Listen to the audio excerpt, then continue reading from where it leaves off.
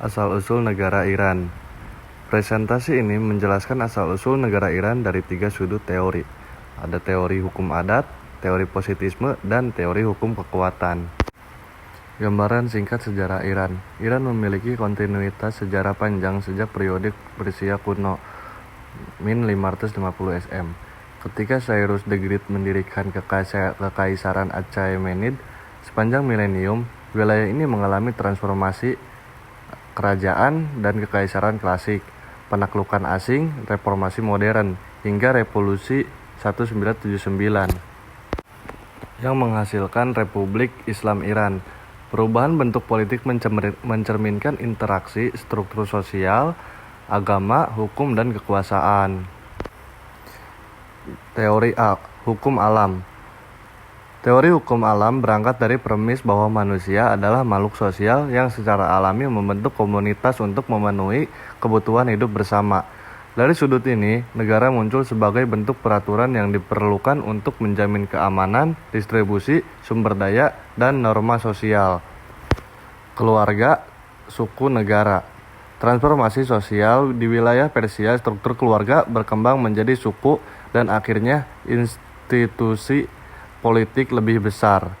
Adapun lokasi strategis, posisi geografis Iran, jalur perdagangan, rute relevan, mendorong interaksi sehingga muncul kebutuhan aturan formal dan stabilitas.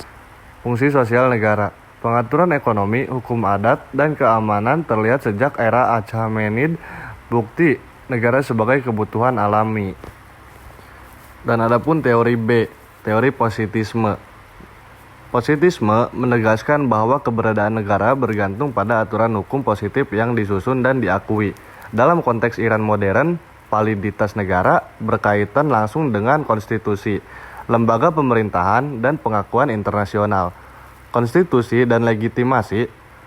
Revolusi 1979 menghasilkan kerangka konstitusional baru, Republik Islam, yang menjadi sumber legitimasi formal pemerintahan.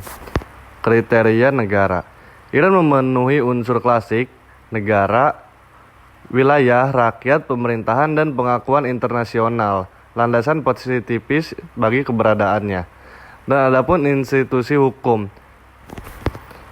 sistem peradilan, kode hukum, dan norma resmi mempresentasikan bagaimana hukum positif mengatur kehidupan bernegara. Dan ada juga teori C, teori hukum kekuatan. Dan ada juga teori C, teori hukum kekuatan. Teori hukum kekuatan memandang negara sebagai hasil relasi kekerasan dan dominasi yang kuat menaklukkan yang lemah dan memaksakan tata politiknya. Sejarah Iran menunjukkan dinamika penaklukan, pergantian dinasti, dan revolusi sebagai momen pembentukan ulang negara. Penaklukan dan ekspansi. Kekaisaran Persia lahir melalui penaklukan wilayah, legitimasi awal sering bersandar dan keberhasilan militer, dan pergantian kekuasaan. Dinasti berganti melalui konflik politik, kekuasaan sering dipertahankan melalui kontrol aparat militer dan administrasi. Revolusi 1979, contoh kontemporer, perubahan rezim lewat tekanan massa dan koalisi politik, kekuatan sosial politik yang mengubah struktur negara. Di sini ada diagram ringkas, ada legal structures, formal law and constitution, legitimist institution, dan ada juga natural development, social evolution, form, communal foundation, dan ada juga power dynamics, conquest and revolt, reshape institutional direction. Diagram ringkas di atas merangkum hubungan 1.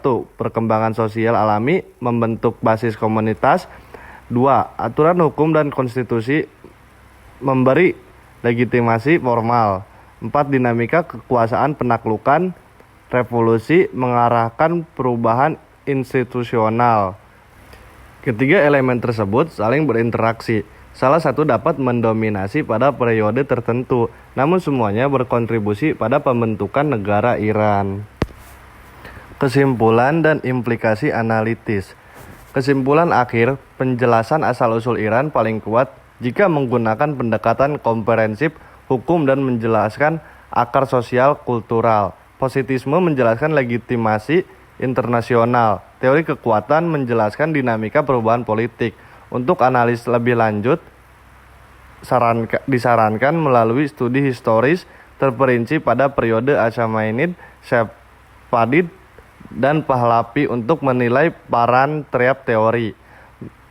Mengkaji teks konstitusional pasca 1979 dan praktik kelembagaan untuk aspek positifis, dan menganalisis peristiwa konflik transformasi misrevolusi guna memahami mekanisme kekuasaan.